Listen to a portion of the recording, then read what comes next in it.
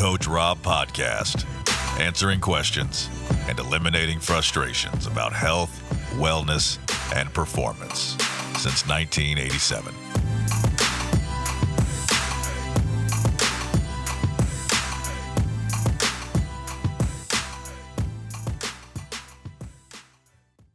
Well, welcome back, everybody, to the Coach Robb podcast. This is another episode of Meet the Guest with Mr. Johnny Hopper.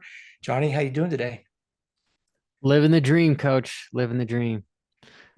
I can't thank you enough. I know your life has been anything but normal here for probably the last 18 to 24 months.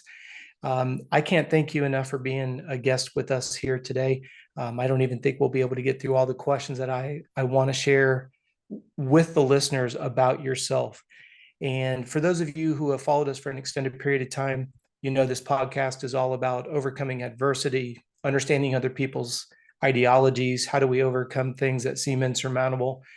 And there's nobody, in my opinion, and I'm going to embarrass Johnny here right at the onset of this conversation, that I think is going to be somebody who can answer these questions and provide us a level of insight and depth that I hope everybody can leverage and learn from. So, Johnny, one of the things that I loved about this podcast is trying to get a better understanding of where somebody's come from. People can see you on the internet, they can see you on YouTube, over 1 million views a month on a variety of different topics. Would you mind giving everybody the elevator pitch of how you've gotten to where you are today?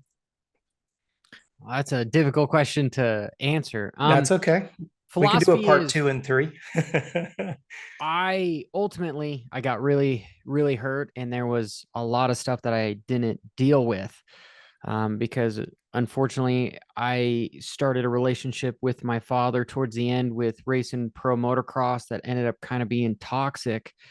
And then he got cancer and passed away, and I decided to do it on my own. And all within like a month, I was feeling as if I kind of killed my father because I told him I didn't want him at the races anymore. And then we had this crazy cycle of you can't do it without me kind of a mentality, because he was full blown mechanic. And, you know, I'm a dude that I can adjust my chain, I can change tires, but bar that, you know, I hire other people to work on the bikes, and the majority of my injuries have kind of come from mechanicals. And it all came to a head at one of the races that I ended up qualifying the best I ever had. I think I qualified like 8th or something in the arena cross class. And I went to a mechanic earlier, and he was a factory road race mechanic for one of the teams that do Moto America. And I had a quick throttle for arena cross.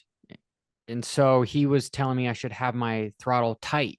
And I'm like, I always have slack in my throttle, but you know, I just put my faith into this individual, and I tightened the throttle tube, and I ended up crashing in my arena cross class, the main class in the whoop section, and it pushed that throttle tube up against the handlebar.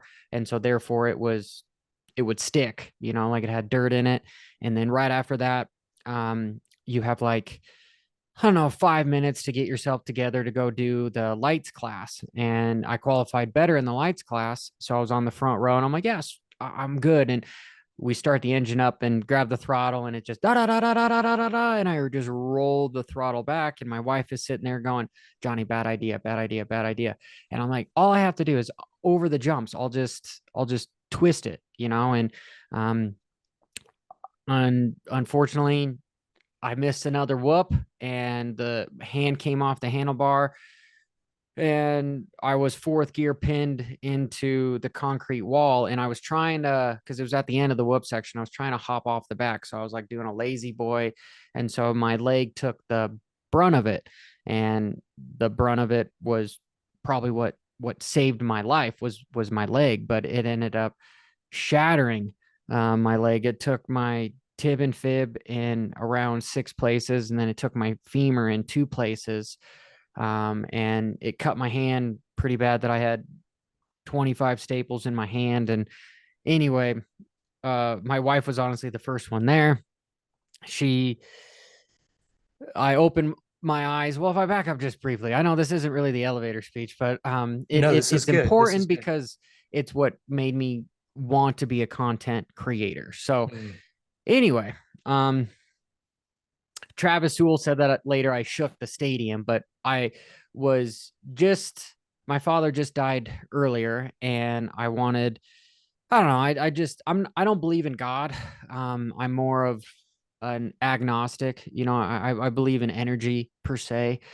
Doesn't mean that I haven't been to church a bunch of times. I've read the Bible because I want to know, you know, with more information. There's a saying that um, you cannot change what you are not aware of, but once you become aware, you cannot help but change.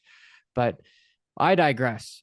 While I was heading towards the wall, I was like, dude, I'm done with this. This is just banging my head against the wall. Apparently, I'm not good enough to be a professional motorcycle rider, you know, and make a living at it, because all I do is just throw money away. And I'm like, if I live, I'm done. But I know it's going to be a hard enough road to recovery. So anyway, I smacked the wall.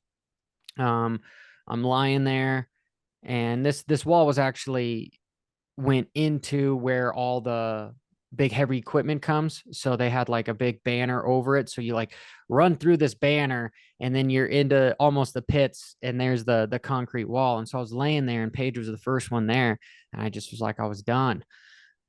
And anyway, there's a lot more in depth of stuff that happened, because I ended up having to have 3 surgeries on my leg, and countless hours of PT. I've got foot drop because of it. I got 2 rods. I got 9 bolts in there, among other stuff that I have with a separated shoulder. And then I've got a shoulder that has an axillary nerve problem with 9 screws and a plate in it. And then a bunch of other minor stuff. But anyway, that forced me to deal with a lot of things that were going on in my life that I used motorcycles to run away from. There's a terminology that I use a lot is meditation, you know, and dirt bikes is forced meditation, because if you're not living in the present moment, you're on the ground hurt.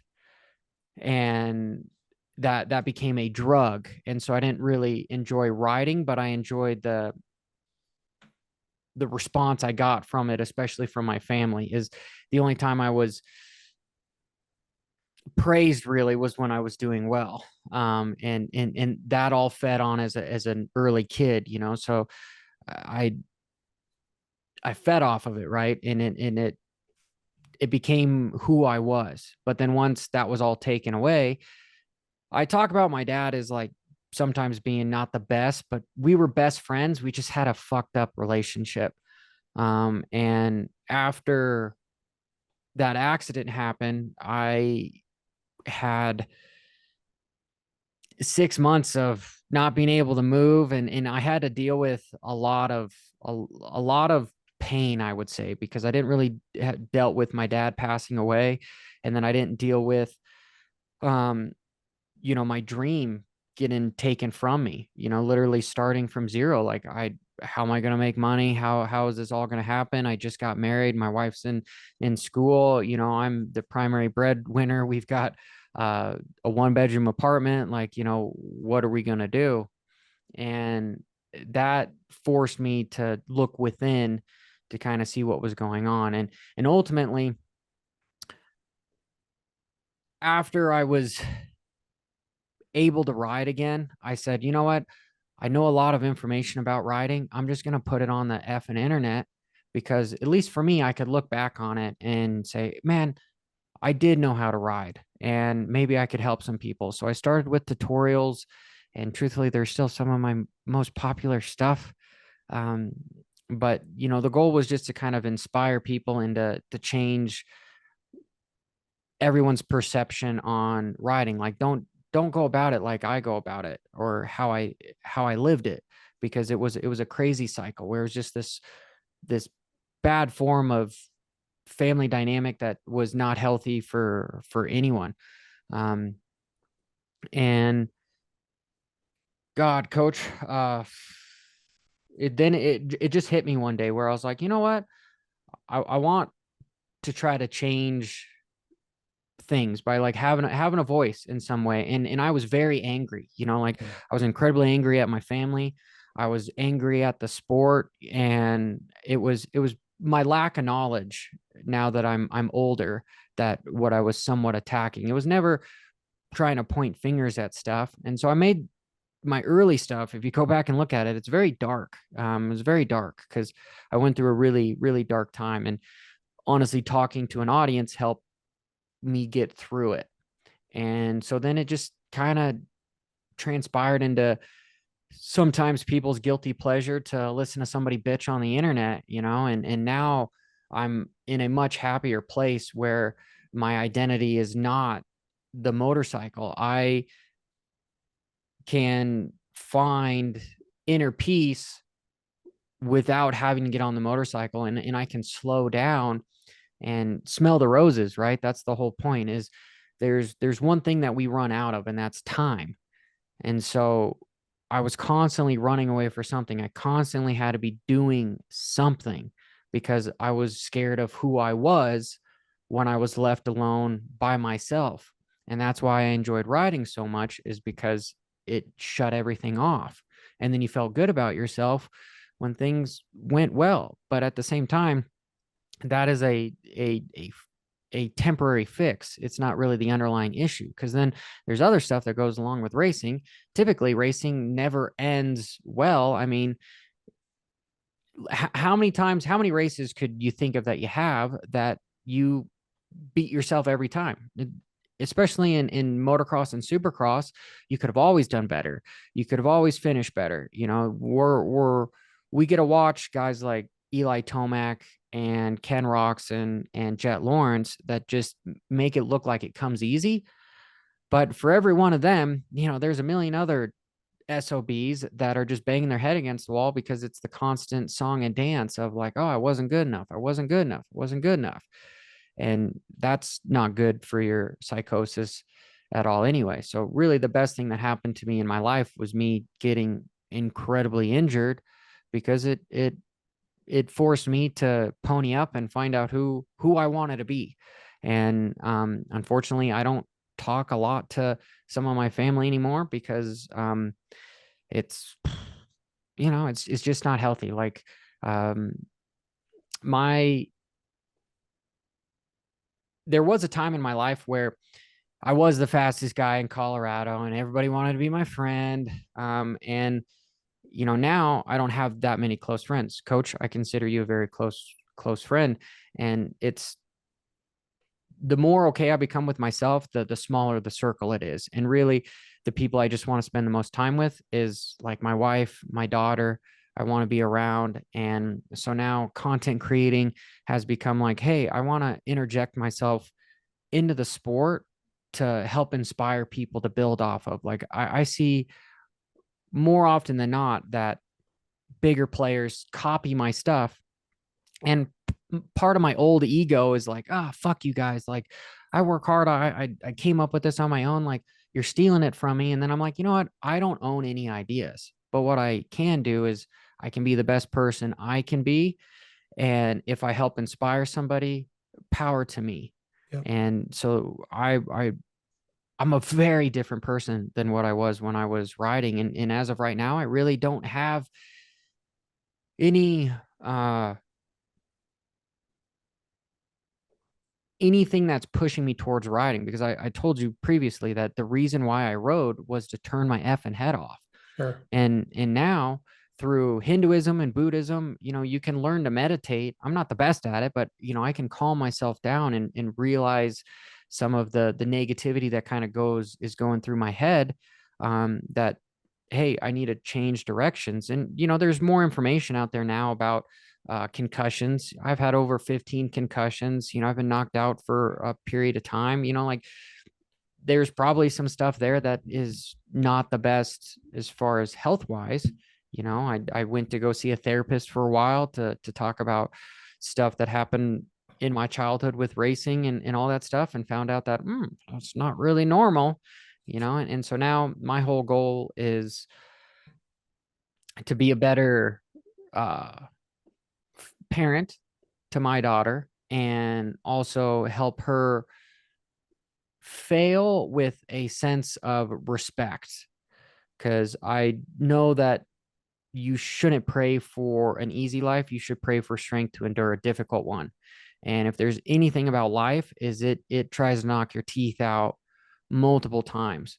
And you need to learn to be able to take stuff with stride, but also feel a sense of accomplishment when you're not the best in the world. Like I truthfully think that social media and stuff is honestly bad for us, because we get this false sense of identity of, man, I'm not good enough because I'm not Deegan, and it's like, fuck that. Who wants to be fucking Deegan? Sweet. He might be better looking than you. He might make more money than you, but who knows? He could be depressed as hell. And Yeah. who knows? He could have like no control over his life whatsoever. Like, you cannot take the good parts of people and take out all the bad that you don't see. Mhm. So truthfully, the whole jealousy and envy thing is we all suffer from it. I mean, maybe not all, but um I guess I'll end with this. One thing that I look forward to in life is, like, I try not to ask anybody for advice that I don't want to switch places with, because if they're not who I want to be and they're not living the kind of life that I want to live, like spiritually, because I'm an incredibly greedy individual, and I I try to that's something that I have to try to keep down, because I'm always kind of wanting more. And I know that the true meaning to happiness and success is having the ability to want less and be okay with less. And I'm trying to undo a whole lot of, um, I would say, just habits that I created, especially while riding, because riding teaches you to be better than everyone else. And when you are better than everyone else, you get rewarded for it as well. And that's part of the dynamic that, especially, that I want to teach on my channel, is especially to the kids coming up, is like, hey, you can be successful by not being the 1% of the 1%. And if you just use that mentality of no fucks given that you do on a dirt bike and move that into a business world, you'll be successful. Absolutely. And maybe I get a first impression that's been difficult to unravel, because I look at my numbers, I look at my analytics, and part of me thinks that I should have 200,000 subscribers by now and all that, but that's just a bad way of comparing, because comparison is the theft of joy. And if I look at where I had an incident the last weekend at Lakewood National where I was going back and forth between the Ironman and Lakewood, which was just a lot to deal with. And I was kind of being put into a corner, and I'm like, what the fuck, guys? Like, I've worked my ass off. I get more views than all these people. I'm a one-man team. You guys got all this stuff, and you guys want to put me in a box. And my wife had to kind of smack me, and she's like, Johnny, look at where you are, right? Like, you're in a position where they're having a hard time saying no to you, and because you can be heard. And so what? You're in a freaking box. Who gives a shit, right? You can do more inside that box than other people. And so I said, you know what, babe, I'm gonna take this, because it's all about perception of reality, not necessarily reality. The thing is like, yes, I was being limited on what I could do, but if I had the right mindset and perception that I could do more with it, well, then I could do more with it. And that's somewhat where I'm going with, like, coach, I so would love to be a top 40 guy again. And with the whole triathlon stuff, like, I look up to these guys that are being able to do 1 hour 12-minute half marathon after getting all on the bike and everything, and I'm like, could I do that? And maybe, but it's how much time do I want to throw back into something, and how selfish. But my life is different now. I'm a father, I'm a husband, and so I have to set all my goals and expectations not necessarily to reality, but I just need to kind of take it away, and I need to enjoy the passion of it, rather than turning it into a giant workload of stuff. So yeah. No, it's if you don't mind, I want to go back to when you were a child. And when did you look? When's the first memory? You may not be able to give me the exact age. When's your first memory of looking for your dad's approval? Oh gosh.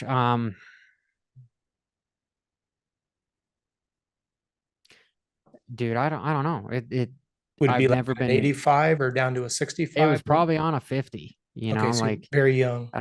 I was always trying to go jump something bigger or do something, because some of the earliest memories that I have is just like of my dad and my uncle sitting in the little box van, and they're just passing joints back and between each other, and I'm just sitting in the middle on the cooler, and I just thought they were the coolest guys. And they would take me out of school to go ride the bike, and so it was definitely,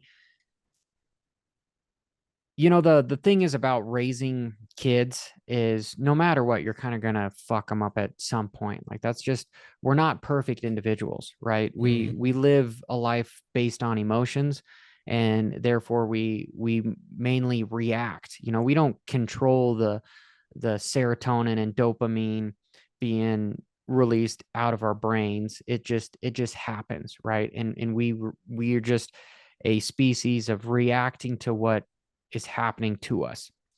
And my point with that is, yeah, looking back, do I believe that my parents could have done a hell of a lot better job? 1000%. However, I cannot live a life by blaming them for anything, because at the end of the day, they did the best that they could with what was going on in their lives. There's lots of stuff that I won't share about, the fucked up scenarios that were going on there. So Mhm. it makes sense as to how things transpired, because through therapy and all the books that I've written, because I'm trying to figure out, um, why I am the way I am, and certain impulses that happen. I'm like, oh, okay, so I'm not different. There is millions of cases out there that were raised like I was. And that's one of the things that just, um, I guess I'm more aware to see it, especially at the track, when I look at little 50 dads and, things of that nature. Not saying that there is an exception in there, because there always is. Mhm. However, the rule maybe not might not be the best, especially once money gets involved and that sort of thing. What was from the moment you put your first video out, your first instructional video on YouTube, how many years was that post being in the hospital and not able to move for 6 months? So I think I made my first moto deal, at the end of 2019, and, I got really hurt in 2017, and I kind of just threw my fingers in the air, and, Mhm. my all my being was trying to be able to walk again, because, I eventually wanted to have kids, and I did Mhm. not want to be a dad and even a husband that had to be pushed around. And the doctors told me that I was never going to walk without a cane, because I Mhm. had drop foot. There's like this peroneal nerve that wraps around your tib and fib, and because of how many times I broke it, it sliced the nerve in a few places. And so, um, I had to, all my effort was, I was spending at one point $600 a week to go to PT, and that was even after begging them to give me a 50% discount on stuff. They're like, Mhm. hey, we can only get you in here 3 days a week, and I'm like, can we make it 5? Yeah. And hey, we're only going to work on you for an hour, and I'm like, can I stay in here for 2.5? Like, I was trying to do whatever I could so that I could try to at least walk again. And so, um the last surgery that I was supposed to have was, I was supposed to wrap my calf muscle up and over my foot, so that pushing, flexing my calf would actually lift up my foot. Mhm. Um, and through, I don't know, the brain is just a powerful, powerful thing, and not saying Absolutely. that my Mhm. scenario is worse than other people's, by no means, right? I've had many conversations with people that are paraplegic and all this stuff. And I'm deathly afraid of that stuff, because, you know, I don't know if I'm a strong enough person to be able to overcome that stuff. But having in-depth conversations with those people, those are the people that I really admire, because the ones that come out on the other side, you know, Buddha says the only way out is through. And it's true. You know, you can't see um, the forest through the trees. You know, people get caught up in stupid stuff, and they don't understand what really is terrifying, and what really requires grit. And most of those people don't get the accolations that they should, because of what they've been through. But so I hated the sport, coach, because of what it did to me, and just the whole family dynamic on stuff. And then finally in 2019, I kind of started my cryptocurrency YouTube channel. And then I was like, you know what? Fuck it. Let's just go with some moto. I know what moto is. I'm just gonna just get it out there, not expecting it to become a job um, whatsoever, you know. And doing the Ironman I did last week, I'm not a huge crier, right? But I ended up crying across the finish line, just because I'm Sure. like, dude, been told somebody that I couldn't walk, and Yep. now I'm running a half marathon at a decent pace. You know, coulda, woulda, shoulda. If I would have tried to do this when I was really in shape and I didn't have two rods and bolts and all sorts of stuff, could I have done better? And it's like, maybe, right? But who fucking cares? Like, this is the life you live, and it's all based on decisions. And these are the decisions that I made. And so there's no point in dwelling on them in the past. The only thing that I can do is I can change the future. So let's just stay in the present. And that's so hard for people to do. And yeah, yeah. Well, that's exactly what this podcast is all about. It's easy to see where people are at now, not knowing what journey they've been through. And that's exactly why I love doing these or having these conversations. Is there's going to be somebody that's going to be watching or listening on the other side who is in the hospital, pondering the same situation, not knowing what the future looks like. You're on the other side of been there, done that. You being able to share, hey, I've been there, and then here were my steps to get out of it. This is the rejection I felt from my dad, and here's how I dealt with it. If we go back to when you were young, when was the first time you did something that, in your opinion, thought was very, very high achievement level? How did your dad insinuate to you to make you feel like it wasn't good enough? Hmm.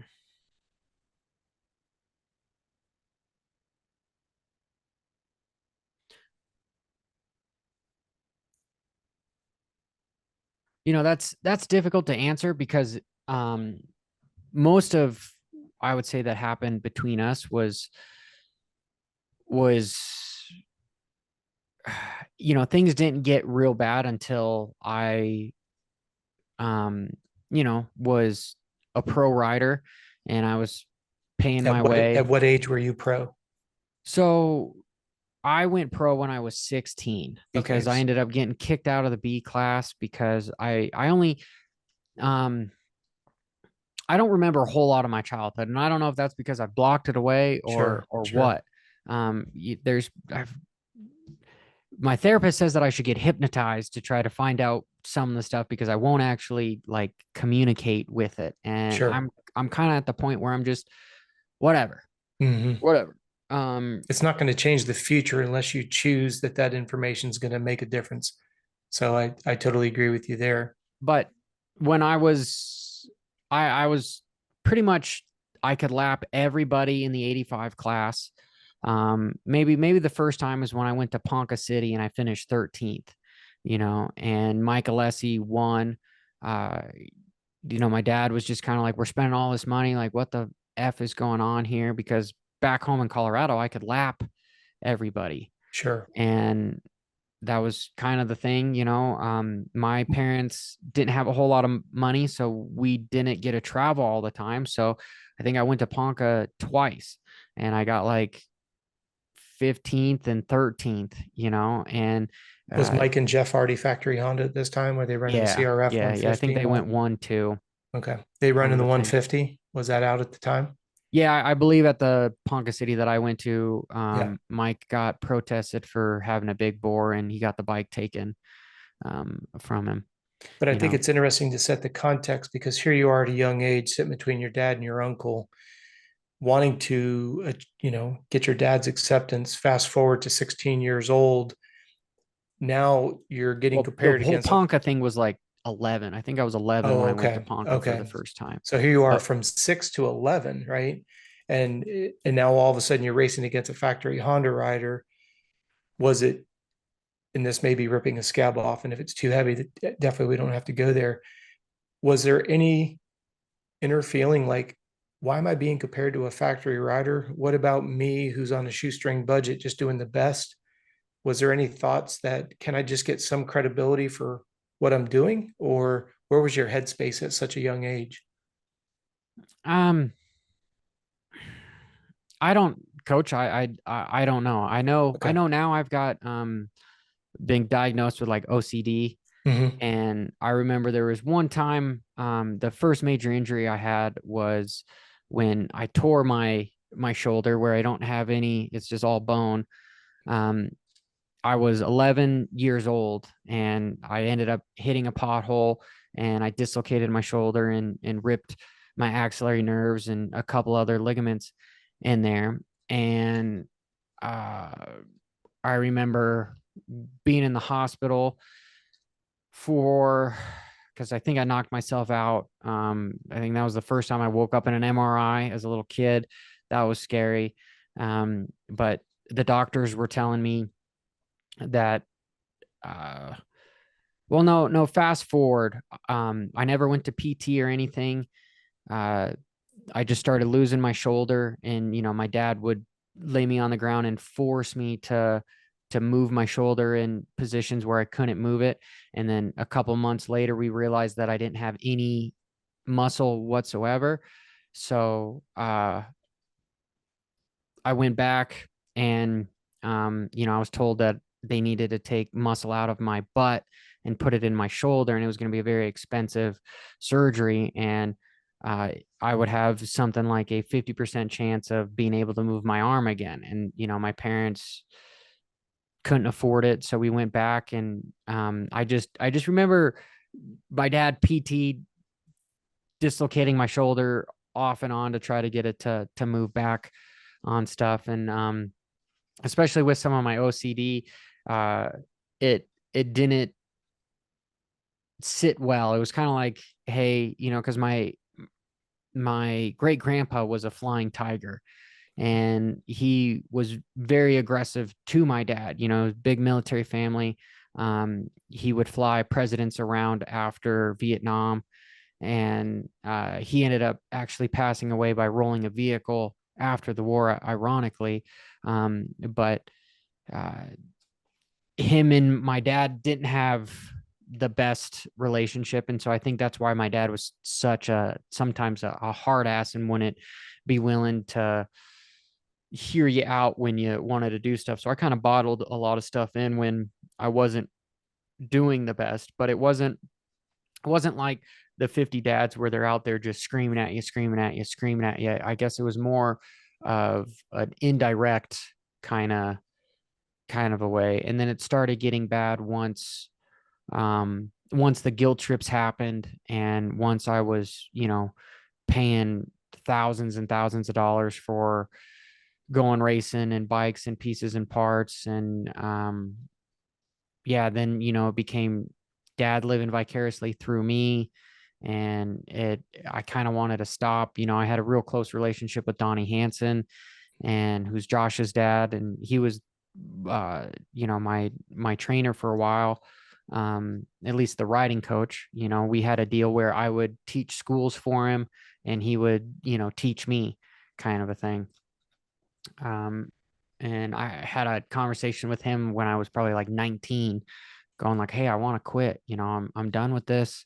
um I want to go do bigger races, and I feel like I'm being held back because Sure. it's like we need to win these local stupid stuff. And I'm like, Mhm. I don't want to race local. I want to go do the nationals, but I'd have money to go race the nationals. And, my dad was like, no, we need pistons, we need tires, we need all sorts of stuff. So, I would give the money to oh, we need rent, I would give the money to my dad. And then it was like, oh, all we can do is go race 250 and open pro on the weekend. Mhm. Okay. Rather than, yeah, and it was a unique experience. It's crazy that my best memories of riding are not so much going to the races and riding, uh, which is insane, and Well, but excuse me.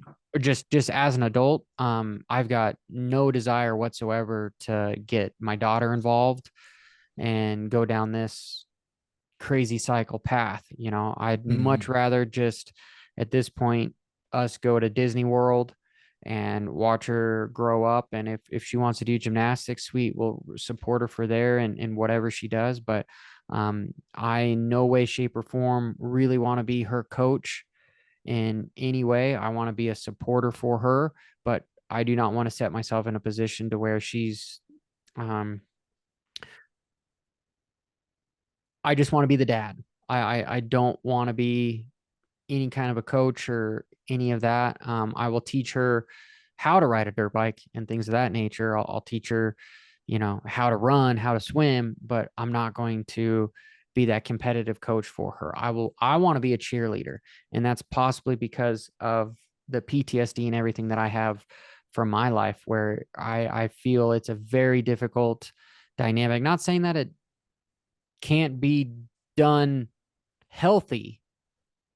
However, because of my experience with it being so unhealthy, I I want to stay the fuck out of that. Sure. I just want to be a cheerleader for my kids. I know you've got to go here. I just have one quick question, and maybe we can get you to come back and we'll keep this conversation going. We could talk a little bit longer, coach. I So could here's I just something was that just gonna go run because I'm still halfway, like, should I do this half marathon tomorrow? Because something inside me is just it's the whole ego in me again is like, hey, I want to do something for myself, but the body is not feeling the best. But we talked about that yesterday. Uh, and that's something that I do want to talk about. Somebody who's being told he has to walk with a cane doing an Ironman, someone who has a drop foot that can swim, somebody who's got a drop foot can cycle. That's why I'm saying we may need 2 or 3 shows, because just what you said in the onset of this conversation today, each one of those has something that I would like to dive into to get inside of your head to help our listeners, because there's a ton of things that you just mentioned there. I want to come back to, and this is something that I struggle with on a regular basis. You just made a comment that you don't want to do what your father did to you. And where in your psyche were you able to put a period at that? Even if we go off the last comment you just made about you're not going to encourage your daughter to race, or you're not going to be that coach, you're going to stay as dad daughter type of relationship. Where and how did your brain come into, all right, I'm going to put a period at this and I'm not going to emulate what my dad did? When I see people and I have to use a very ugly example, when you see men that beat women and they say, well, that's because that's what I grew up with, that's what I know. Well, at some point, there's a level of maturity that you know right from wrong. So you just mm-hmm. do what's right instead of doing what was modeled. But the excuse is, well, that's all I know. So that's what I'm going to emulate. But yet you have enough common sense to know right from wrong. Sounds like you've made up your mind. Hey, look, I'm not going to do what my dad's done, never good enough, et cetera, et cetera. I know you well enough. You're not saying that you're going to be a helicopter parent. Your daughter's going to be the best at everything. She's number one. Everybody gets a trophy. I know you don't agree with that ideology either. But in Johnny's brain, when and how did you come to that realization? Like, all right, I've seen how, and I know you've gone to a lot of counseling. You've been very vocal about it, and I respect the honesty. But when and how? What was the genesis? You were talking about your injuries earlier. I've got a lot of questions for that as well. But when you come back to the last comment that you made, how did you identify what you weren't going to do based on what was modeled for you for so many years? Um, truthfully, coach, if I didn't get injured, Hmm. and that was such a period in my life where it was, it just changed my whole dynamic. I mean, if I get more into like, it is such a key point in my timeline where it set me off in a completely different direction. I didn't realize how bad uh, my relationship, even with my wife, was, with having her always to try to build me up and always have to try to take care of me because of the stuff was going on, and then having throwing her into a family that doesn't necessarily treat each other the best. My wife was the first one that was like, Johnny, this isn't normal. Like, what Hmm. the fuck is going on here? And this Sure. was like when she was 17 years old, When did and you and Paige start dating? so I was, gosh, I was a senior. She was a freshman, Okay, so she's been so with you through this whole journey then. yeah, That's I've pretty I've early. I've known Paige since she was like 14 years old, and we didn't Okay. start dating until she was 16. What's your love language? I like affirmations Okay. and physical touch. Yep. I'm not a huge gift guy, Hmm. and my wife is very much uh services, and quality time. Okay. And so it's completely different. And part of the reason why it's the whole affirmation stuff is because it's the craziness that I grew up with as a kid, Yep. where it's like, hey, am I Absolutely. doing good enough? Am I doing good enough? Am I doing good enough? Am I doing good enough? Yep. And anyway, what we No, were that's talking about that's a is, very significant part for people to realize is if you don't know what your love language is, you need to figure it out because the other person, Johnny, I love the fact that you're like, hey, it's affirmations and physical touch. You know it. Therefore, the person that you're with, you can at least articulate to them what your needs, wants, and desires are. Otherwise, they're never going to be able to yeah. scratch those itches. You know what I mean? And I love the fact that you so clearly outline, hey, this is what my needs, wants, and desires are. This is the way that I communicate. It's no surprise you guys have been together for as many years. If you don't mind me asking, how many total years you've known her since 14? So how many total years would you have known her versus how many years you've been married? So actually today is our anniversary. Happy Um, anniversary. and thank you. We've been together 8 years with being married. We've been dating for 15, and I've Nice. known her for 17. Nice. So I stole her 20s and her teens. She did the same thing to me. And she's honestly the best thing that has ever happened to me, just Amen. because she's such a strong woman. Like uh, the stuff that she has gone through, I cannot even, like, yeah, sure. I've dealt with some pain before with some Sure. gnarly shit Sure. that's gone on. But as far as like just a fucking just leader, like, Mhm. I know there's times when I wish I was a leader, but no, I'm just the workhorse that give me something to do and I will do it. Yeah. That's my strength, and that's kind of what I bring to the relationship. Paige is very so much the voice of reason, the person that you don't fuck with because this is what's happening. I'm not going to flinch. And sometimes we struggle a lot with that, right? Sure. Because I'm super sensitive and she just doesn't deal with whiners whatsoever.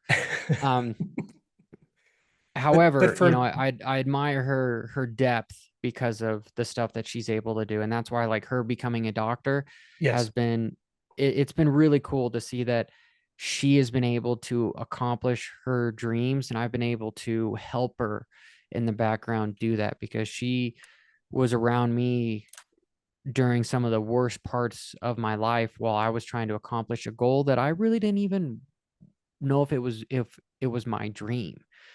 And that's the kind of brainwashing as again that parents have over their kids, especially at such a young age. And that's why I talk about here. I'm all fidgeting with stuff because this is uh, a hard conversation to have.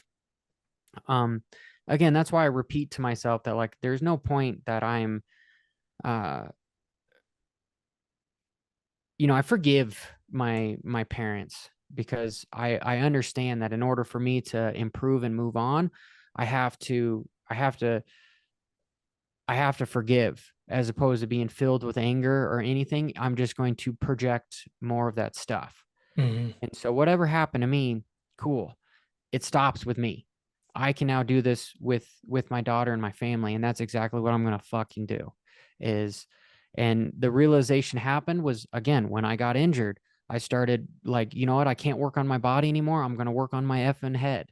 And so that's when I decided to be like, hey, you know, people on my YouTubes, they know that I make up words, and um my, I would say, punctuation sometimes, and it's not the best. I have a hard time with like a speech impediment, and so I work very hard on it. And what's really helped has been reading, and Hmm. that's kind of because, you know, I didn't go to school that much. And Hmm. is that my fucking fault? No, that's my parents' fault. 1000% is my parents' fault. You know, however, do I forgive them of taking the path of least resistance? Yeah, sure. We want to go ride motorcycles. That's all cool. Am I going to do that to my daughter? No fucking way. She is going to go to a charter school. I'm looking at little preschools right now because she's 3, because I want her to get ahead of the game. I know Hmm. life is going to be much easier for her when she can stay ahead rather than trying to be 2 years behind everybody trying to catch up. But moving forward, reading a lot of books, and I have a lot of them back there that are about psychology and about, you know, raising kids and things that I went on with as a searching for, like, am I normal? Is this a typical Hmm. family? And unfortunately, there's a lot of families that have the same dynamic that I did. Maybe it's not Sure. dirt bikes, but it's just volleyball or Hmm. something else, you know? So reading all that stuff really gave me evidence, coach, to be like, I can stop this, Hmm. right? And in some of my mannerisms and some of my reactions to stuff is ingrained in me from what was projected at a young age. Sure. And with new information, I can adjust my perception on it. And so now I sometimes catch myself being like, oh, fuck, that was my dad. Oh, fuck, Hmm. that was my mom. And that's not what I want to do. So Sure. that's why I'm going to How be old just were you when you started reading? Like when you could really digest books? um 27 years old. See, I think that's so important because, like I've shared with you, I can't retain. That's why I have to, just so the listeners know, I go to Johnny to get Cliff Note versions of a book. I've leaned in on Well, you Johnny. just haven't found the right book yet. Once Well, you I'm find the gonna. right book, you'll The jump in, but hard you got to part, make the time for it.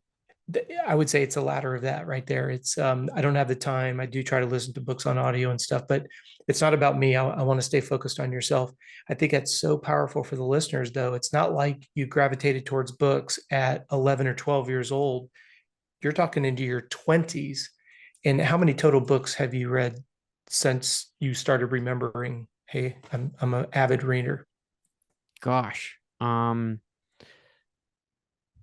So since 27, I probably say on average I read about 30 books. Okay. There's been years that I've read 55, which that's a little over one a week, you know, because I just dive into it. And honestly, coach, sometimes when I'm having these emotions attack Mhm. me Yeah, where nothing else is going good and I feel in a dark place and I feel like I'm ready to make really poor decisions, I yep, will go to the bookstore and I will go buy a fucking book. And it kind of centers me because it's sort of that whole meditation deal is it sure. forces me into the present moment.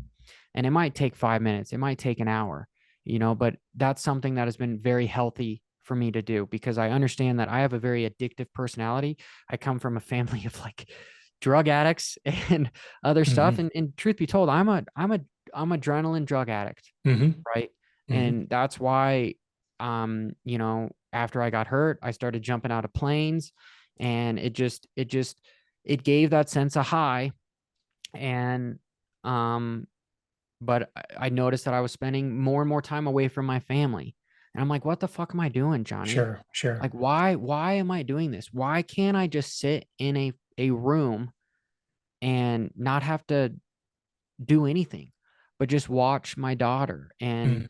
be with my wife, this was before we had my little girl, but I'm not perfect. There's still a lot that I would love, that I'm improving constantly. But it's little wins, right? And sometimes you move backwards. Absolutely. That's just how life is. And truthfully, coach, the whole triathlon Ironman stuff has been a healthy thing for me too, because movement is not optional, it's essential. Mhm. Right. And people start developing all sorts of sicknesses. You feel better about yourself because the body is a machine, and it is a machine that has been evolved over 200,000 years. We've been hunters and gatherers. We need to move. We don't need to sit here and do nothing. And Mhm. moving, you create happy hormones that make you feel good. But yeah, then sometimes that gets too far, where it's a fine line where I have to make sure that I'm like, am I doing this to stay healthy and improve my quality of life? Or am Mhm. I doing this because I have this instant gratification need of a fix that I'm running away from something? And so there True. is times that I ping pong off of these two scenarios, but that evolved into doing some of the Spartan races, doing some of the Ironmans, because I wanted something that I could somewhat relive that fear, because I feed off the fear of like being on the line with 40 guys and you don't know if you're going to harnow it into the first corner because you're going to have a freeze guy come out here and just take apart your ankle, Yep. or what's going to happen, that adrenaline. But I have PTSD because of what has happened to me in the past. And so I have to disconnect it from riding. I still know that in my brain, I can ride at an elite level, but I don't Mhm. want to anymore because I understand the statistics involved, that there is not, there's not a world that I live in that I will never get hurt again. Sure. And with what I have done to my immediate family, my wife and daughter, with being hurt, it's a line I'm not willing to cross anymore. So the Ironmans, am I going to get hurt? I could fall off my bicycle. Yeah. Is it as high of a chance going in a straight line as hitting a big whoop section and doing a triple? No. Right. But can I still get that sense of adrenaline from it? Yes. And swimming, we all know, coach, that I somewhat panic in the water. That Mhm. is that sense of, but I'm surrounded by lifeguards. I'm in a giant wetsuit that basically floats. Like, my chances are, I could always instantly pony out and DNF and be okay. But I still have a small sense of that fear that I've been addicted to, Yeah. right? Because I used to live by the motto of do something once a day that scares the effing shit out of you, That's right. whether that's hit the quad or something. And you hear Phil Nicoletti, you hear Adam Cincerillo, you hear all these guys, Dylan Fernandez, that are on their way to retiring, where they're like, dude, why the fuck do I have to ride like I'm going to die during the week for 20 hours and then on the weekend? Yeah. And that's part of the reason why I love the sport so much, is because there's so much about it that people don't understand. Yeah, people can somewhat resonate with it, but I kind of babbled on. But I guess it's understanding, my inner thought when it comes to. And that's what this whole podcast is about, and that's why I appreciate you being so honest and transparent, is someone who's half your age hasn't had the experiences and but could still be in a dark place. I mean, your dark place has started very early.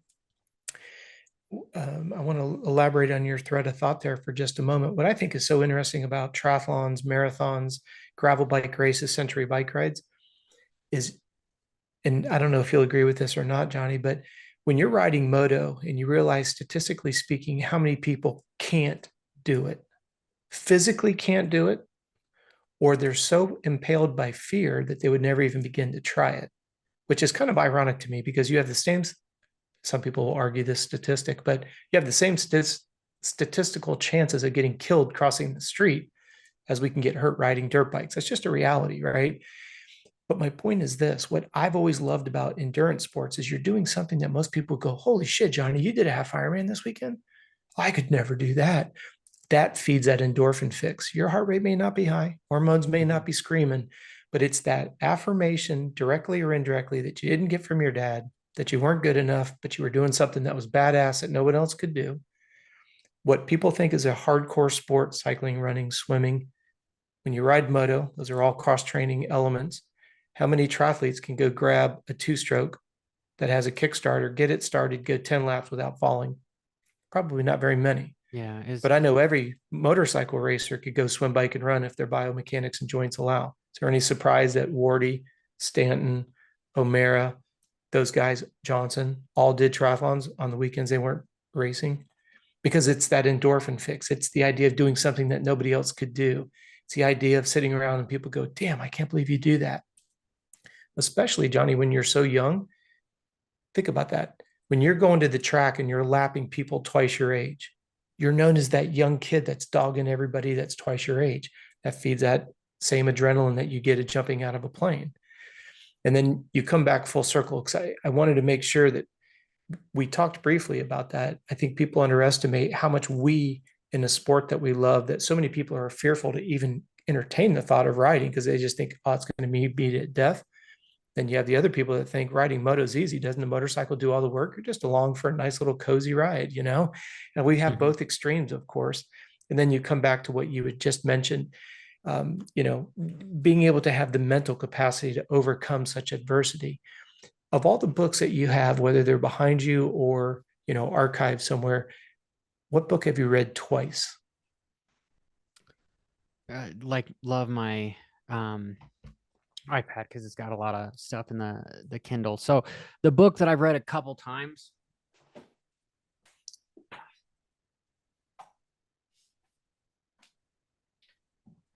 And ironically, this is one of the first books that I ever picked up after I got injured. Yeah. Was Everything is Fucked, a book about Okay. hope. And yeah, this is a damn, it's got a special place Sure. in my heart. He sold more copies about the subtle art of not giving a fuck. But this one is actually my favorite because it's a book about nihilism, you know, a book about giving up.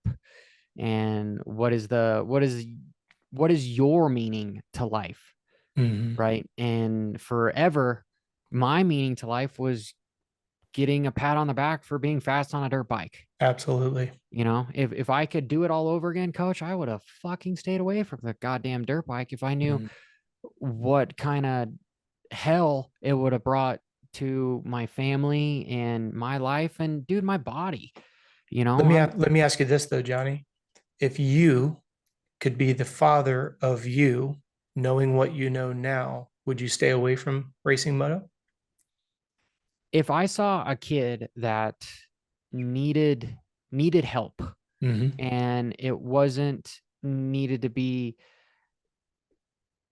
yes, motorcycles kept me away from hardcore drugs, Yep. but I just needed the right steering. You know, I would have told this kid, dude, man the fuck up, stay in school, go join the goddamn Air Force and get your pilot's license or something, you know, and I would have been there to be like, dude, life is rough, right? We don't run away from problems. We don't take you be the man of, when you say you're going to do something, you fucking do it. Yep. And there's no such thing as a wrong choice, because whatever choice you make, that's just destiny just had it planned. That's what's going on. Yes, there's another version of you somewhere in the ever expanding, 14 billion years of this universe, right? Where you decided not to ride dirt bikes, and honestly, I've done a lot of reading on the simulation hypothesis and the multiverse, because I find it, it's like, is there another version of me that is happier? Is there another version of me that would want to switch places with me? And, it's that whole journey of, am I okay with who I am and where I'm at? Yeah, my hair's falling out and, my body kind of sucks. I have got complexes with sometimes how I look at myself in the mirror because of, just Sure. we all do that, right? We Yep. we all have issues. But you know what? This is where I'm in. It's doesn't end here. I need to just enjoy my time where I am, and nothing special needs to happen. I mean, I read a book, um, gosh, was it called uh The Memoirs of I don't remember. There's been too many of them, but essentially this was a book about an individual biography. He was being interviewed for his life, and he was on his deathbed, and the author was asking him, what would be the perfect day to you? And he's like, Hmm. well, I'd wake up when the sun woke me up. I'd make some coffee. I'd hang out on the front porch with my family. We'd go get lunch, come home, watch the kids do their thing, and, spend the evening talking and go to bed at a decent time. Nowhere was there like, I needed to win the lottery, I needed to have women all over me. Sure. I needed to go see the giant waterfalls in Hawaii or the pyramids of Giza. And that struck me as like, okay, what is it are we really chasing? And Absolutely. what creates happiness? And it's just the simple fact of being okay with less, not wanting more. And yeah, coach, I don't know if I really answered your No, question, but no, you answered it in your way. That's beautiful. I if I guess was my father, yeah, I would nope, have done nope, things a lot you're not allowed differently. to be your father. You being the man that you are today, and then you take Johnny and go back to when he's 8 years old. Now you're the father, and Johnny is the young man growing up, knowing what you know. I And I would have put guess, that kid in therapy too. If I'm being just completely honest here, because I'm uncandid, yeah, and absolutely. the truth be told, I'd rather be loved for who I am than, well, I'd rather be hated for who I am than loved for who I am not. Amen. And yeah, dude, there was some fucked up shit that happened to me as a kid. Like I should have seen professional help as a kid, as opposed to finding it. Like, coach, I remember all the times because, I could skip school. My parents didn't fucking care, Yeah. so path of least resistance, like, why would I go to school? And people, I got this perception that I was like just this partier and drinking dude. But little did people know that I was riding my bike 60 miles because I didn't have the means to go have an area to practice my bike. And I just was gonna just throw the fingers to everyone and make a living riding dirt bikes, so that's what I did. I had an eating disorder because I thought, any sort of calories were going to inhibit me.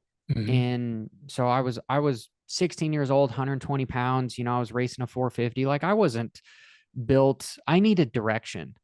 I needed somebody that knew something because I had no lack of effort, but I just had lack of direction. And again, I can't blame anybody. This is the path that I took, but I was very depressed as a kid. I had many thoughts of suicide, of ending it all. And that's a swan song, right? Like, how many No, no, kids not are at out there all. have those kind No, of stuff? no, But that's not true. I ended up at a young age, like I would do crazy shit. Like I would this isn't really crazy, but I would take apart my Xbox, my PlayStations, and I would resolder them, and I would load different firmware onto them so that I could play bootleg games and Mhm. everything. And this is like before the internet, so like I really enjoyed teaching myself how to do stuff, but I didn't like working on the dirt bikes. I Yeah. didn't like getting greasy or anything, but I really liked messing with engineer type stuff. And I ended up uh it's called the Tony Robbins. I believe he had a cassette tapes that were like an hour of power, Mhm. and it was like from zero to everything you wanted to be. And I ended up finding those and stealing those because it was like a $900 program for all those tapes. Yeah. And finally, when I was 16 and I could drive, and after I worked to buy my first truck, I just would listen to that stuff on repeat, to try to figure out, why am I so negative? Why is Yeah. this all going? And, now that I'm an older man, it's fucking my parents. My Mhm. parents were always negative. They were always pissing and moaning about something. Let me you ask you know? this though. If you take today's day and age, you have training facilities, you have human performance coaches and riding coaches and all that goes into it. In your mind, do you think there's a possibility that you could raise an athlete on a very systematic, it's never, we say in the physiology world, there's a fine line between being fit and fucked, right? Everybody's looking for that edge. Everybody's looking to push that glass ceiling up a little bit. Cross it, you get hurt, sick, run down, etc. Mm-hmm. Based on your experience, do you think, and the one that comes to mind right now is Jet. Everybody looks at that, and Dazzy, the dad, has been very vocal about the idea that, hey, everything we did wrong with Hunter, we poured the opposite into Jet, and now we have Jet that looks like probably one of the best riders that we're going to see in a decade. Do you think that that is scripted, orchestrated, duplicatable? What's your thoughts on that based on what you've been through as a young man dealing with your dad and the loss of that, the disappointments, the dark days, to now being a father where you're like, oh, hell no, I'm not doing that with my daughter. Do you think that's an achievable ask? And then I've got a second question to that when you're done with that. Well, it's sort of a loaded question because I don't know all the dynamics of what Dazzy has done for there, but I will say that to be um, a lead at anything, not necessarily to be a master at anything requires sacrifice. Mm-hmm. It doesn't need to be the 1% of the 1%, but I'm just talking about the 10,000 hours of becoming very proficient at something. You have to sacrifice something else. There's not enough time to be mediocre at many things that involve potentially the being happy, Mm-hmm. the sense of fulfillment, right? There's a lot of things that have to go into to sacrifice towards that stuff. So being honest, coach, I mean, you can never say never. However, I feel like it's very hard, from what I know now as a man, that um, you know, the strive to be overly successful at one thing ends up sacrificing some part of you that is not the most healthy for, right? But I will contradict myself here and say that with the right realm of people around you, you can have, the best experience is not your own. Right. Why waste all your time and energy to learn how to make a light bulb when Thomas Edison already went crazy over it and now he knows? You could just speed check to the finish line, know how it is, and now you can now go crazy and spend all your goddamn time trying to build off of it to make renewable energy or some shit, Right. right? Right. But my point is having the right group of people. Jet is the evolution of lots of pain and suffering from people down the road. They have created a system that has been built off of pain and suffering, and Jet is the culmination of that stuff. So that, yes, there is incredible talent there and a needle in a haystack, having the right rarity of character of somebody that's willing to do that. Same thing with Deegan, right? Deegan would not be near as successful as he is right now if it wasn't for Brian. Mm-hmm. Brian had so many resources and so many ways of like, hey, you maybe aren't as talented as I am, but, and I say that with like, with, Sure. Sure. he probably Respect. is, but anyway, Yeah. let's just say he's not. You have the right resources exposable to you, it's going to elevate you. And gosh, my train of thought, if to actually answer your question, it is possible, but I want no part of it. I want no part of it because of the sacrifices it creates for that stuff. Again, that's why, like, maybe it's sounding fucked up and sad, that I'm somewhat cheerleading for my daughter to be mediocre. I want her to find her own path organically. I don't want to influence her into making decisions that that came from me, right? And that's what happened to me is, you don't know how to ride a bicycle? Here's a dirt bike. I used to race nationals in the 80s. So what we're going to do, you Yeah, know, that's why I want to have so many different experiences with my daughter to really ask her questions. What does she like to do? What does she want to do? Because I haven't sat down with Jet. I don't know if he wants to race motorcycles. I don't know if he was forced into racing motorcycles. That whole family has been through hell and back with exactly. um going mortgaging the houses and all sorts Mhm. of stuff. Like, everyone thinks that this is rainbows and butterflies at the end of this. But again, you cannot trade places with somebody without taking their entire baggage here. And at the end of the day, you may not want to touch even 1/10 of the baggage. Well, I think that's what, when you go and you listen to Dazzy, when he, at the end of Whiskey Throttle, when he talks about his experience as a parent, and then you jump into when he's with Jace with Gypsy Tales, and he talks about the idea, hey, we've made a tremendous amount of mistakes with Hunter, and we're gonna put our knowledge into Jet. I guess when I step back and I look at, obviously in my wheelhouse, I believe that champions are built. I do not believe they're born. And I will argue that in an adult conversation with anybody. 100% agree with you. So if you zoom out to that, Paige didn't have to go figure out how to do anything relevant to becoming a doctor, because there's things called books and there's resources and clinical studies. And then you go in and you get your hands on, what's the word I'm looking for, Johnny, when you actually go in and you actually do the operation under the supervision of somebody else. Like So mentorship. now when you go like 2 years where you're like essentially being a pseudo doc, you're not yet, but you're playing the role of it. Gosh, I'll think of it. I'm drawing a Rotations. mental. Yeah, like when you, Um, exactly, when you're doing your rotations, right? You're not a physician. The point is to your point with the light bulb, you don't go back and learn everything that you can already get in a book. I grew up in the day when you had card catalogs and you actually had a book. And now everything, they say that one of the biggest limitations for people's progress in life was a lack of knowledge. Now we have the internet, we have a higher level of stupidity than we've had in our entire life. I've said that publicly. I recently said it with Jace with Gypsy Tales.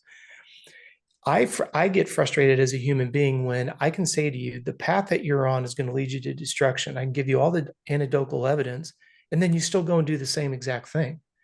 And I have this question morally every day. You hear somebody whose life's been destroyed by drugs, they come from wealth. You have people whose lives have been destroyed by drugs and they come from poverty. How in the hell can you have two extremes end up in the exact same place? Now, again, I know there's a lot of nuances in the middle of A to Z. My well, question it's is, lack of discipline. well, but I look at you and you're taking your experience and you're putting it on your daughter. Your daughter has no experience to meet that with. So, okay, like if you listen to Kevin Hart, the comedian Kevin Hart, Mm. he just recently went through a divorce, and his son and daughter called. They were with their mom, and they were complaining that they were standing in a public line at a public airport waiting for an airplane. And Kevin's comment was, I can't believe that my children only know get picked up by a chauffeur, go to a private jet, get on a jet, get off a jet, get in a limo, go to your destination. And what Kevin was saying is, it's not my kid's fault, it's my fault. They don't know anything but that. I step back and I look at the 10,000-foot view. I was put up for adoption. My dad killed my sister. He threw my mom down a flight of stairs when she was pregnant, lost. I've seen all of that. Therefore, I would never touch my wife physically in an aggressive manner because I saw what that did. So I have a hard time when someone says, "Well, I'm a wife beater," because that's what I saw. All right. So you take that very volatile and ugly conversation and you incorporate it. My dad was an alcoholic. All right. So I make sure that I don't overdrink because I saw the adverse side effects of that. When you come back to full circle, if knowledge is supposed to shape us and help us alleviate making the same mistakes of the past, then why do we see the situations that we see today? I do agree with you. I don't want my boys to be soft because I don't want them to suffer because I made a lot of mistakes, had a lot of injuries as an athlete. So what? Therefore, I don't want you to become an athlete because I don't want you to go through the hardship. No, Mhm. I'm not saying that either. And that's why I wanted to pick your brain a little bit. Like you said, I'm not going to push my daughter into racing moto. She'll learn how to ride a dirt bike because I think it's great. I understand all that. But if we zoom out to what the listeners are going through, if you take what you have been through, you yourself as well as the listeners, here's all the adversity. Some of our listeners are under the age of 20 years old, sitting in the same situation. When you look at the idea, okay, now you have all this experience. You have, and I apologize, I don't remember, a guesstimate. How many total books have you read over the years? Oh gosh. Guesstimate. Since I don't know if I actually said, but it's upwards of 300 or so. So if you took a nugget out of each one of those, now you've got 300 nuggets yeah. that, like you, and I loved what you said, the books help not change your perspective, but give you some insight to maybe and possibly influence. It's a good book if you find a chapter out of every one of them that's worth having. You implement it. Sorry, Coach. No. That this interview is about you. I'm just intrigued when you say, I just don't think that it's possible to do that. And I'm not arguing with you. I'm just wanting a little bit more insight on your perspective. If you were to go and open a moto facility tomorrow and you bring in a human performance coach, and then no, just go with me here. Knowing what you've been through, right? And you could, and let's say you've got 5 parents that are willing to listen to everything you say because they say, you know what? We know your story. We know what you've been through. Now you're going to open a facility and you're going to look at fatigue related symptoms. You're going to look at the, like you talked about, you're going to avoid everything. You're not going to allow the rider to have an eating disorder because, as you said, you didn't know what you didn't know. Therefore, you had an eating disorder. You didn't know what you didn't know. You did, i.e., the mechanic, the throttle body sticks. You kiss a wall, you crush yourself.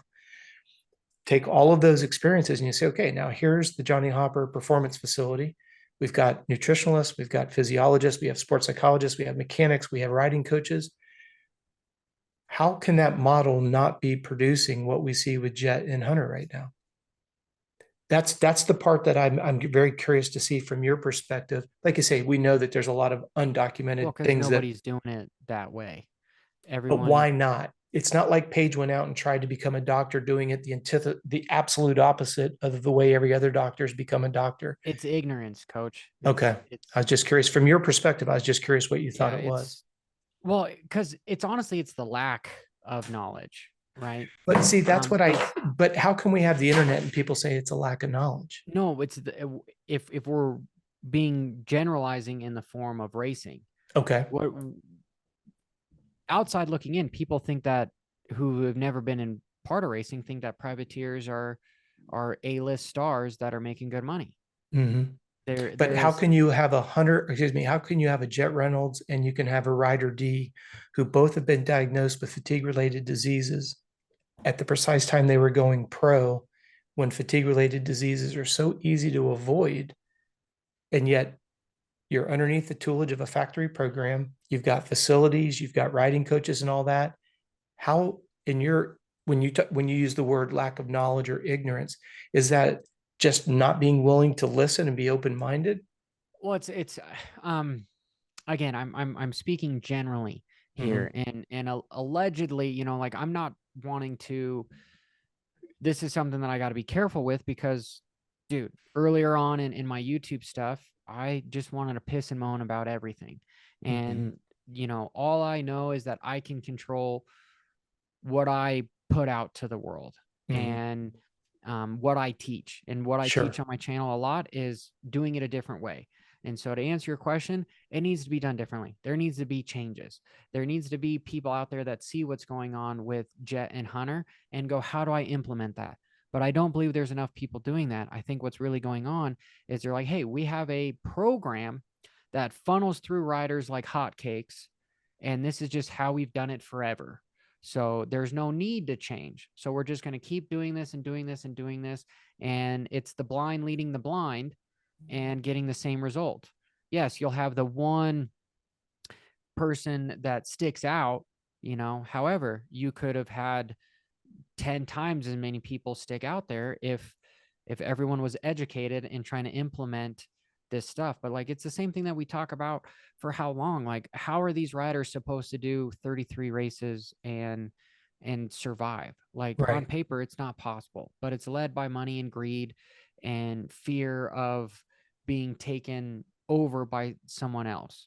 And until some of that stops, it's just, It's not Well, going to. I want to have you come on our navigating amateur motocross because we'll talk a little bit more about that on how to navigate it from your perspective. If I come back to the comment Oh yeah, about I do you, stuff way differently than what I've done, what I did do. and I would really like you to share that with our listeners because we have a really good following on that podcast, and we'll get you on that as soon as you're available. Mhm. When you come back to the idea that and I hate to say this because Paige is going to hang me, but let's say that you didn't have a daughter, but you had a little boy, right? I was terrified of having a little boy. See, I was terrified of having a little girl. People I would was ask me if we terrified of were having gonna. both of them, but Yeah, yeah, that's true too. I Amen was to that. terrified of having a little mini me that Yeah. wanted to get on bikes and go through stuff. And if you take that thread of thought right there, with all the experience that you have, we may have somebody who's listening right now that's 12 to 16 years old, been hurt a bunch. What would you encourage them? What's worth living for? They're as dark as you were. What pulled you through that dark time? Truthfully, like meeting Paige helped Okay. a bunch. Seeing the light at the end of the tunnel as far as like, hey, this isn't normal, and focusing passion somewhere else. I going back to the whole like meaning of life. Mm-hmm. Truthfully, I think part of the meaning of life is um to live is to suffer and to find meaning in the suffering, right? Like things are supposed to be difficult because if everything was butterflies and rainbows, we'd be bitching about I have to sit in a line at an airport. How is Mm-hmm. that person going to be capable of dealing with getting their house repossessed, having their kids unfortunately die in a car accident or something? Sure. They're not equipped to deal with actual real life problems, the horrible things that have gone on through war and stuff. Sure. Those people came back, they um, flourished, right? Because of hard experiences. And therefore, when I say stuff that like I want to be a cheerleader for my daughter, it's not the absence of suffering or the absence of opportunities. It's Okay. actually, for me, it's the discipline to stay the fuck out Mm-hmm. and let her go through what she needs to go through. And I will be there to help her up. Sure. I will be there to watch her fall, but to help her up. Mm-hmm. And part of how I was raised is that it was just everything was an excuse. Oh, it's the dirt bike. Oh, it's this. Oh, we don't have money. Oh, so what did I do when I went to the nationals and everything? I I was gotcha. like, dude, how the fuck am I supposed to qualify for this shit when I've got a 220-hour motorcycle and I can't afford tires? And, these guys have got all sorts of everything. Of course, they're better than me. Of course, that kind of Mm-hmm. ideology is just such backwards, right? And so my real goal, especially with my YouTube channel, is to teach people a different way of thinking, a different perception on how things are actually handled. Because if you look what really is going on, completely different than the story being told. It's the Sure. same thing with Jason Anderson. He's got this whole persona that I party and blah, blah, blah, blah, blah, but he works his fucking ass off. Mm-hmm. You know, we've seen time and time again with J Law and gosh, the, I have the names on uh on the top of my head, but there's been so many riders that have proven how not to do it, and it doesn't work that way. Yeah, the Ronnie Lachines, the J Laws, those types. Is that what you're thinking? Yeah. There's a few others that I have their faces in my mind, but live here, I'm gonna think about it, Coach, as soon as we get off Yeah, no this worries. podcast. But what you were previously telling me, like as far as if I was to have a little boy, Hmm. right? Um, at Well, for somebody who may be 16 years old in a dark place, you're saying that was it the words of affirmation? Was the attention? Were you able to pour your energy into Paige at a young age that pulled you through those dark times? gosh, that's I almost I don't want to, it's I want to try to stay humble with it, but I believe it's like it's it's acknowledging that there's a problem, Mhm. right? And wanting to get better. If Well, you and can't, just remember though, Johnny, our listeners, one of the things that this show is all about is how have successful people be able to become successful. People see you with 1 million views a month, they see you with 52,000 subscribers. That shit just didn't fall off a turnip truck into your and lap. dude, it's not that much. Like I am a nobody, coach. I Yeah, am but nobody I'm gonna special. disagree with you. I'm gonna disagree with you. We've got listeners and subscribers who are on struggle bus right now. They are where you were when you hit that wall. They were where you were when you had your third surgery. They were where you are when you're doing 5 days of PT. There's listeners and subscribers who they don't get words of affirmation from their dad. They're trying their best, but the target keeps moving. That's why we so desperately appreciate your honesty and transparency because heck, we can all say, as the old saying goes, no one's walked a mile in your shoes. Well, how the hell did you do it? You read success books. Okay. Well, so many of It's my because I want to followers, learn how to get through. yeah, And like but I you said, sharing. um is let it happen. Is you succumb to what is going around you. You Mhm. become aware of what is happening. And if you become aware, you can stop what's happening. And you can start to think within what is the real reasons as to why I'm feeling this way. Why am I doing this? And most of the people that I know that really love dirt bikes, it's because they're running away from something. Okay. That's interesting. And You don't but see them gravitating towards the pleasure of that endorphin high like you did? that's yeah, I mean, but it's the sickness. It's the thing that draws your attention, to where you feel at peace. Were It's you finding were you peace. more motivated towards that enjoyment of the endorphin high, or were you more interested in escaping? I liked what you said earlier when you're on your bike and it required your undivided attention. What was of those two? One is avoiding the pain and discomfort and the rejection, or the adrenaline high. Which one do you feel motivated you the most? God. Because of how negative and everything my family was, it was running away from what was going on. It was running away from myself, Okay. truthfully, right? It was where things slowed down. And truthfully, coach, like that's kind of why I like, when you caught me here is I was going to just go for a little 5K run because, Mhm. no goal, but just get out and move. Just move. And Yeah.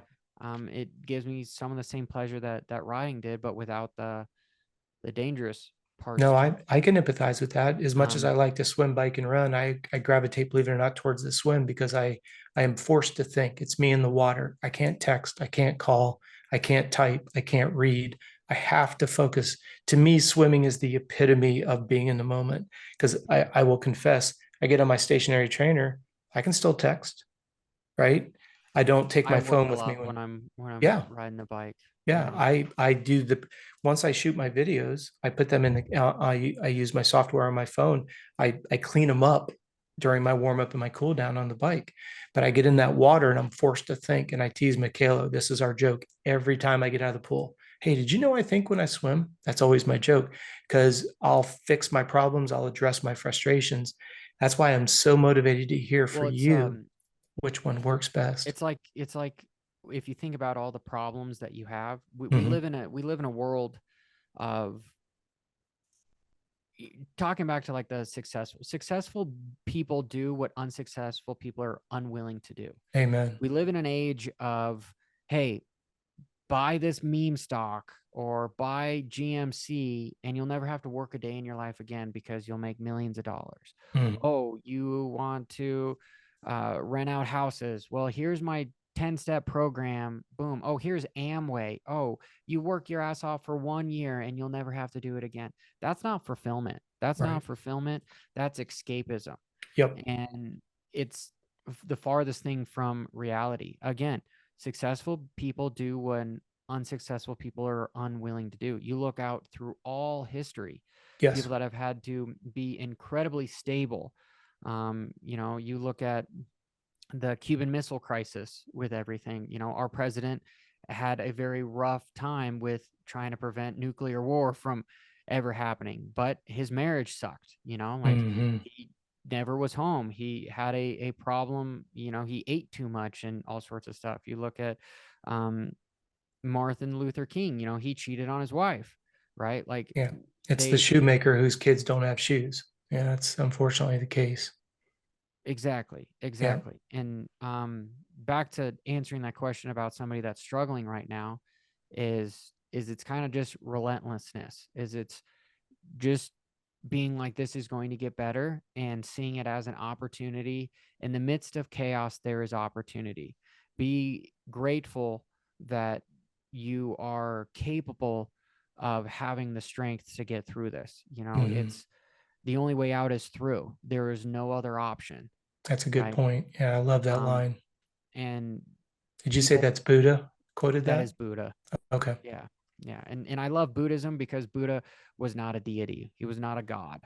You know, Hmm. I have this, I get a lot because of my open views on stuff. I never once shut the door on, it doesn't matter if you're Christian or Jewish, you know, or Hmm. if you praise, I don't know, it doesn't matter. You know, all of Right, it right. stems from being just a damn good person. And your experiences are what paved your way to believe where you are. My views on Absolutely. religion is most religion is based upon control.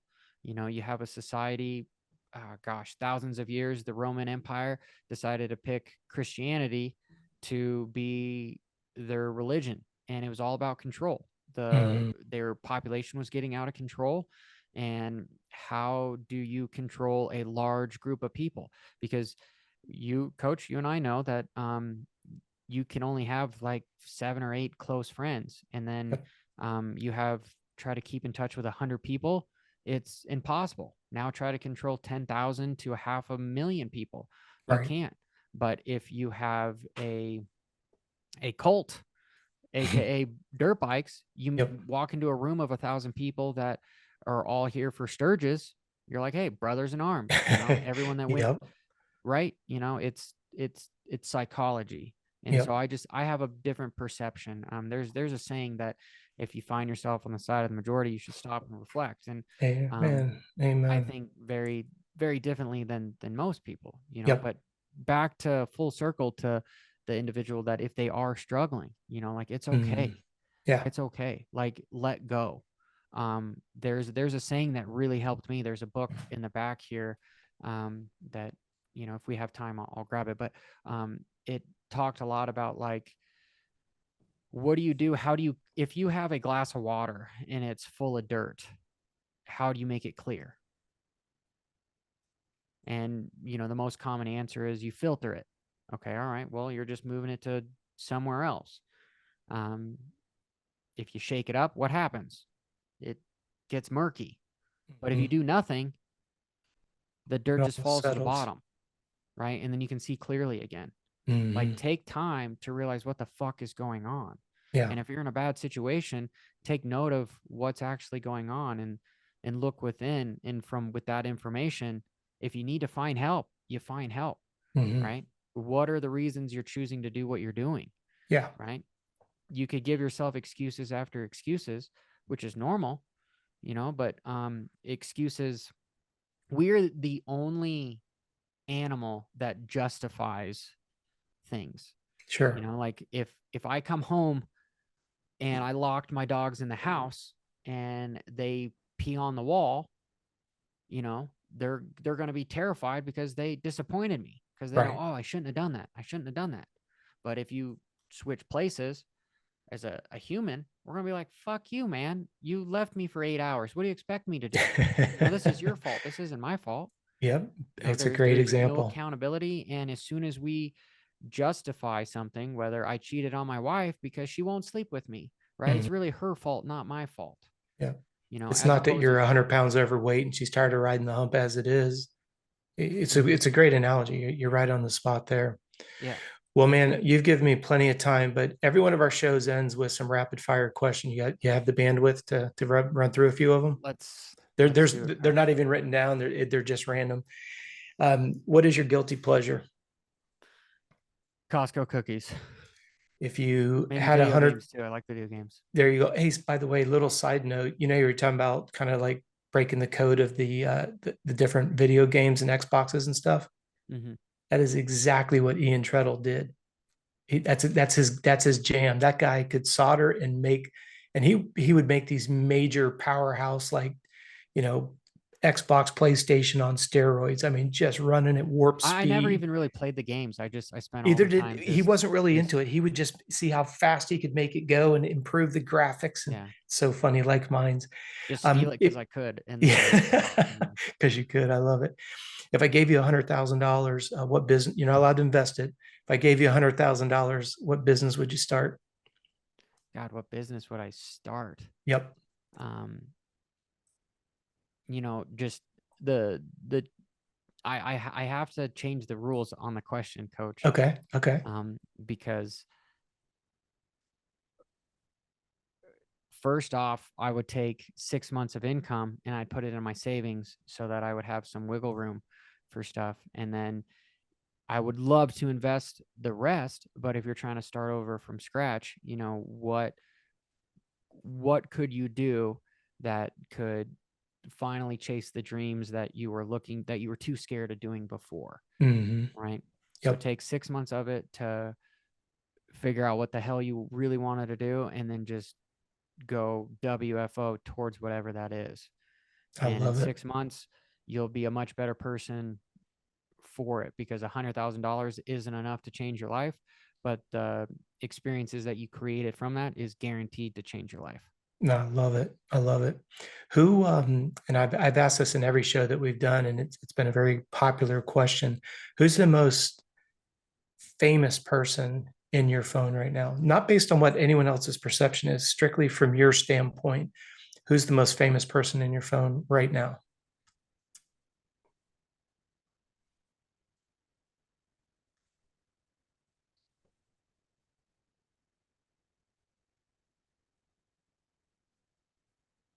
Gosh, you know, it's a bunch of like retired guys, like uh Nate Adams, would be one of them. Um, honestly, I keep things pretty, pretty clear there. Yeah. It's all people that potentially could get me in trouble. Like the owners of Feld, MX Sports, Okay. the people that always message me when something goes wrong. Most famous people would probably be some of the people that I do cryptocurrency with, Okay. on some of the bigger YouTube influencers that have nothing to do with dirt bikes whatsoever, because dirt bikes is honestly fairly small. Sure. If you could have anybody's phone number in your phone, who would it be? Gosh, Elon Musk would be a good one. Bill Gates would be a good, if they would actually respond, because I feel Nope, like if they don't, assuming they then would. Yeah, and then once then you they'll got run their from me. number and you put a date on their calendar to actually chat with them, what would be your first question for either one of those?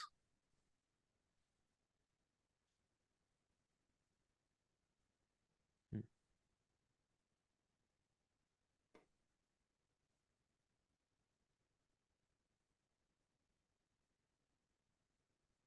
It would definitely be something like, uh,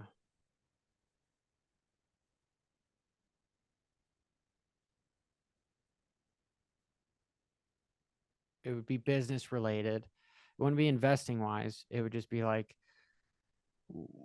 how do you get involved? I would ask, like, how do you get into a bigger circle of these type of individuals, to be in a room with these people so that you could start learning from them? How can you introduce me to more successful people is Hmm, probably what I would ask them. that makes sense. And last question for you. If you could live anywhere in the world, whether you've been there and visited or not, where would you want to live? So I'm a firm believer that home is not where you're at, it's who you're with. Okay. And so I'm content with where I'm at right now. Hawaii's beautiful.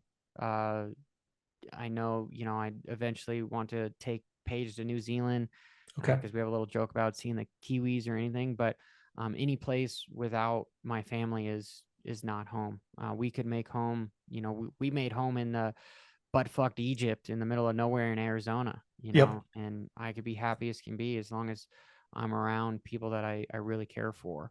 So That makes anything sense. else is like, it's, it's just wallpaper. It's just views. There you It's go. life is about relationships, not about materials, right? Yeah. Amen to that. Well, JH, I can't thank you enough for your time. I consider you a dear friend, and I do appreciate you sharing your insights with our subscribers and our listeners because I think there's a lot of people that are currently going through what you're going through, and I think your words of advice were absolutely priceless. Thank you so much, and please give Paige a big bear hug for me. We'll talk to you soon, buddy. Love you, coach. Love you. Peace. All right. Bye.